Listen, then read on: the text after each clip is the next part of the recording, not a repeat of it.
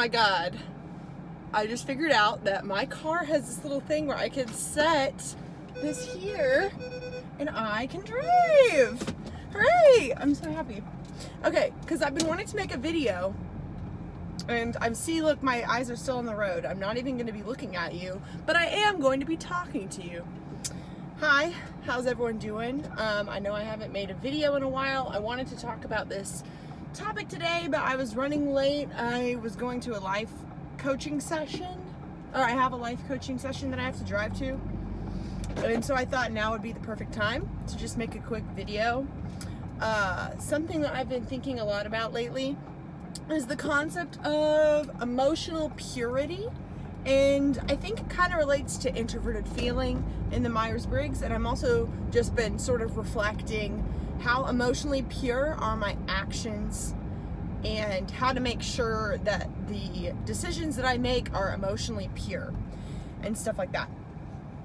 Which, before I get into that, just for anyone asking, I did find another job, and so that's kind of why I haven't been making videos for the past couple weeks, I guess. I got a job offer as a content strategist at a startup, and I'm really excited about it. I think content strategy is going to be super cool, and yeah, it'll be fun for me to just sort of explore what types of content makes people listen and respond well, and just sort of explore that area a little bit more. But anyway, so I haven't been making videos because I've just really tried to give myself some needed rest that I have not given myself in a while, and I just sort of turned off my brain completely, kind of went in like an INFJ mode, how I imagine they might feel when they're like fed up and they just feel like, all right, I'm done with people for now. Like, I don't get in that mode very often, but that's definitely kind of where I was, is I was just like, all right, like people were texting me and I was just like, why are you trying to talk to me? Why would you think that I would want to talk to you right now? And I don't like really feel that way very much. But anyway, the concept of emotional purity, what you all are here for and why you clicked on the title. Gosh, it's not that funny anymore. I, as an ENFJ, and I think this is an extroverted feeling sort of thing, I realized how every action that I take, I take the other person's feelings as my own into making the decision. And that's why ENFJs are so good at thinking about other people's feelings and pleasing other people. Because whenever we help somebody, we don't see it as an emotional sacrifice. We see their needs as our needs. Now, my best friend, she's commented on this before, where like, she says she's hungry, and then if she doesn't feed herself, I get anxious. It's almost as if I feel like I'm hungry. It bothers me that, like, she'll say she's hungry and then be like, oh, never mind, it's not a big deal. And I feel like I cannot calm down until I know that she has food. It's like, once I know that there's an emotional need in another person that either is in my family, my friend, in a work environment, at school, or something like that. Once I know their need, like, I can't sit still until like my introverted thinking has like come up with a solution for something that would meet everyone's emotional need. And I know that people that use introverted feeling, they might look at extroverted feelers and think that they're always self-sacrificing.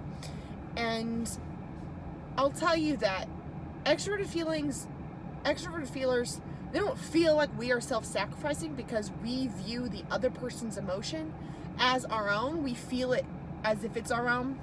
But the problem that we get into is whenever we are not quite sure about the emotional purity of either my need or another person's need.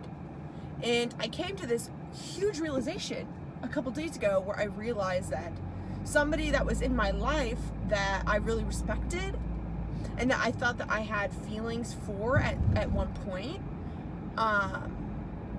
I realized that I was just being manipulated the whole time, and that I never actually had pure feelings about this person.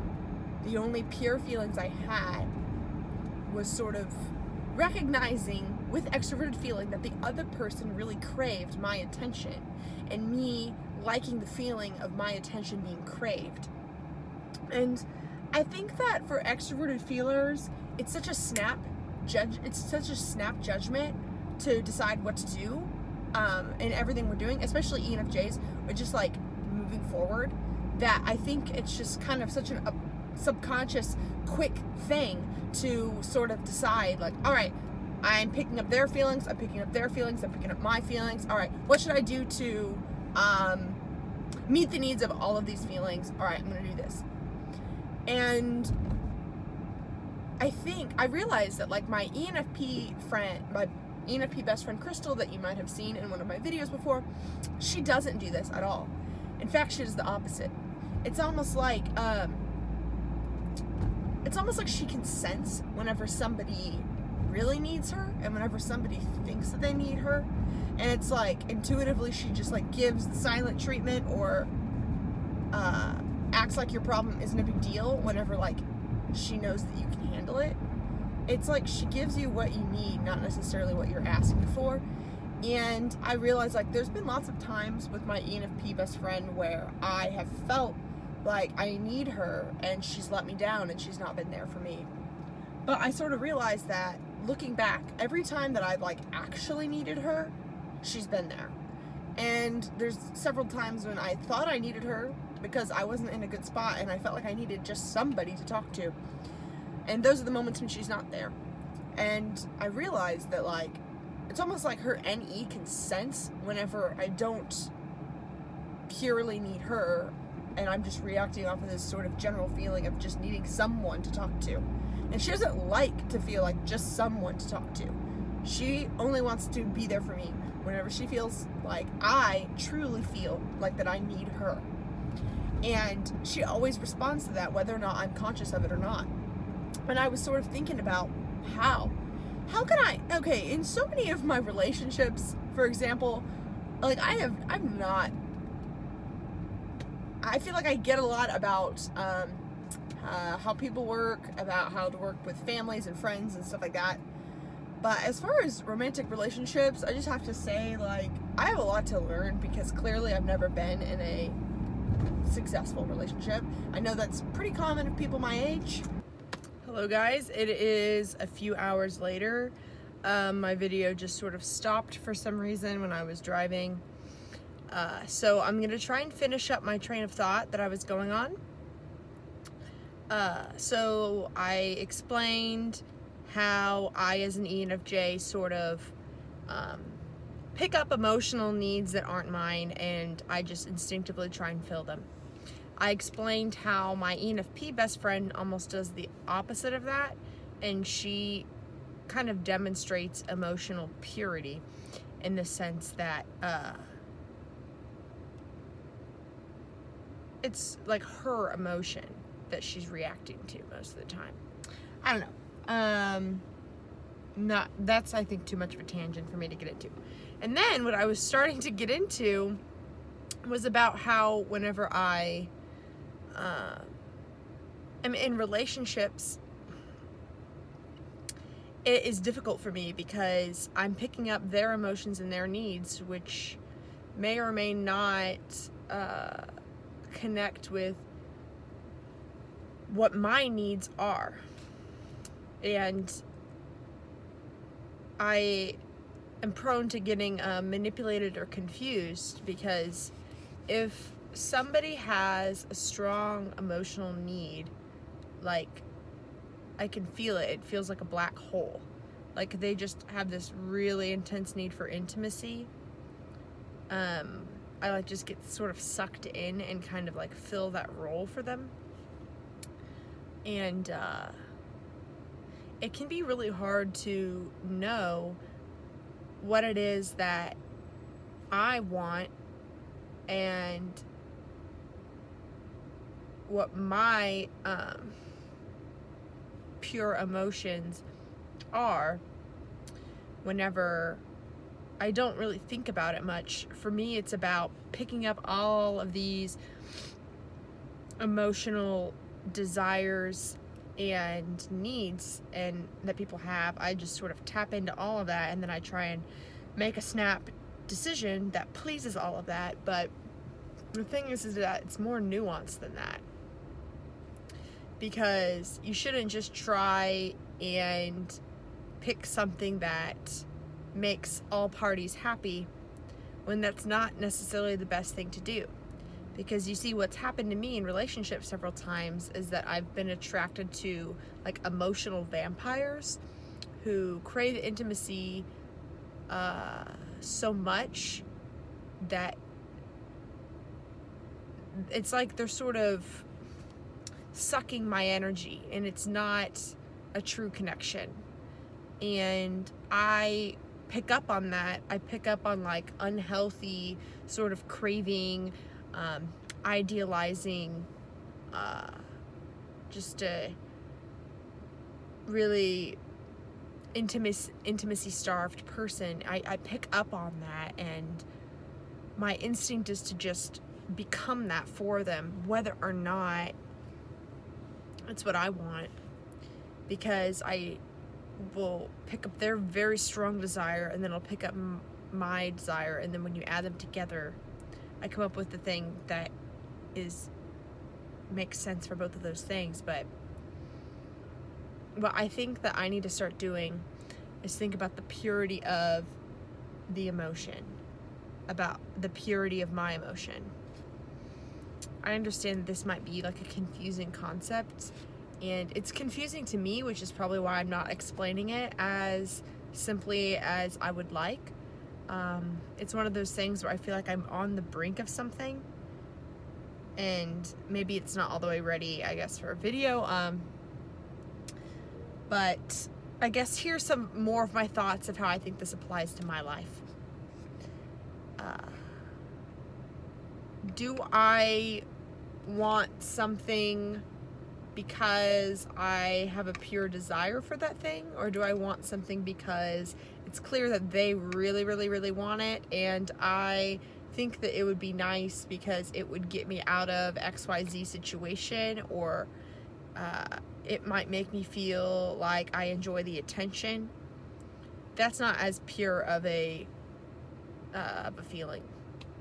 There are times that I've dated people where I would sense that me dating them would make them really, really, really happy because they're intimacy starved, and I would be able to give them the intimacy that they need.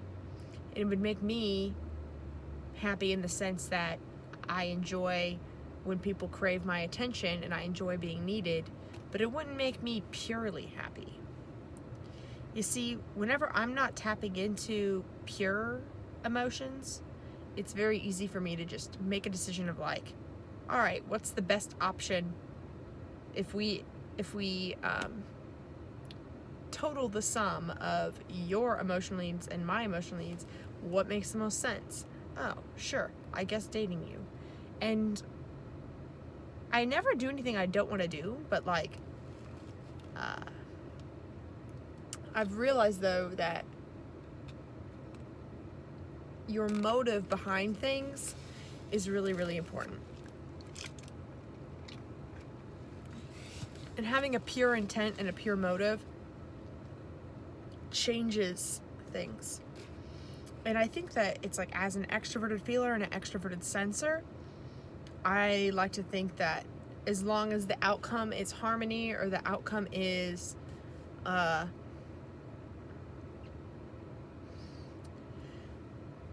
as long as the outcome is everyone getting what they want, then that's good, right? Not necessarily. I don't know. I hope this video wasn't super confusing.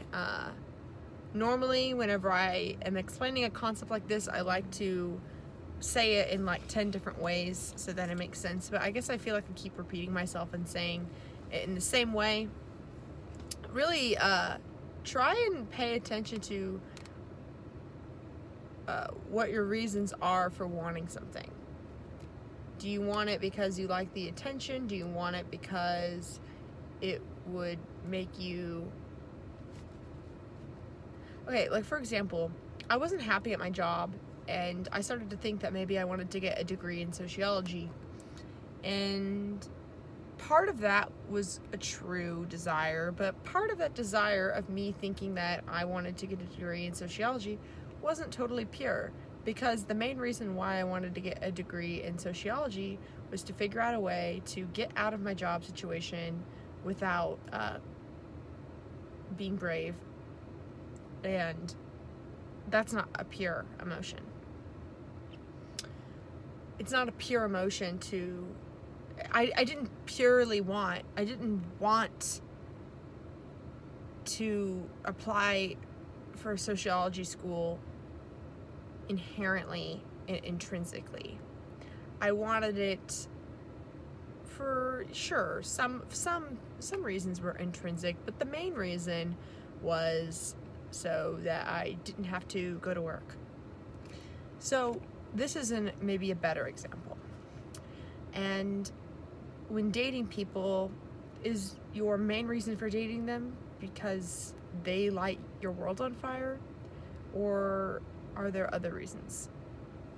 So I guess that's what I am saying about pure emotions. I'm still not really an expert in this. I think that we're all probably guilty of this, but I definitely think that it's something that happens to ENFJs a lot, who are, well, anyone with extroverted feeling and introverted thinking. The way that they process emotions is through trying to analyze emotional information with introverted thinking. Whether you're a feeler or a thinker, you are observing all of these emotional options and everyone's feelings and desires and needs, and then you're deciding what makes the most sense. And so a lot of times I observe myself wondering what like a guy thinks of me. And I will observe myself and be like, I keep thinking about this person. I must like them. Isn't that a sign that I like them? Sometimes it's kind of detached. Like introverted feelers, from what I understand, know they like someone. They don't like look at their behavior and be like, this is the behavior of something that I tend to do when I like someone, therefore I must like them. And that's like something that FE and TI users do. And it's easy to lie to ourselves, honestly, in that way. Well, because here's why it's easy to lie. Or it's not even lying, it's not telling the full truth. It's easy to lie because we are telling truthful things. We just aren't getting at the capital T truth. We are saying, oh, well, I do like sociology. Well, I do want a degree. Well, these things are true. But the real capital T truth is, I didn't like my job and I didn't want to have to leave and cause a scene or be bold or ask for what I feel I deserve or anything like that. I wanted to easily get out of a situation by being like, oh no, oh, I got into grad school, oh, I guess I have to leave. It was me not being brave. And with relationships, it would be like, oh, I do like this person. I think that they're attractive. I think that they're friendly, blah, blah, blah. And those things can be true, but the capital T truth is that I am not over the pain from past relationships that have been abusive. And I want to just date someone who isn't abusive and is a good person just so that I could feel normal. That's the capital T truth. Does that make sense? That's the pure truth. And I think that ENFJs and everyone can really try and dive into the purity behind their intent and really think about how, if your intent isn't all the way pure, your actions aren't going to be, even if it seems like your actions are perfectly fine. Like, I am curious about this person, so I am going to keep talking to them. But why are you curious? I don't know. Hope this makes sense. Also, guys, for those of you who have made it this far, thank you. and I am almost at 1,000 subscribers, and so what I think I'm gonna do is take questions from you guys and do a Q&A video for my 1,000 subscriber video. Hopefully that will be coming out next week. I don't know, it depends on how many subscribers I get. But anyway, thank you so much for watching, and I hope this concept made sense. I think I really just like to share with you all whenever I do have a realization about my life, be able to sort of share that realization with somebody else. That if I hope you know that I'm not trying to be like preachy, like, oh, this is what you should do. This is just something that I just realized, and so maybe it will help you. Anyway, have a good rest of your day, and thank you for listening.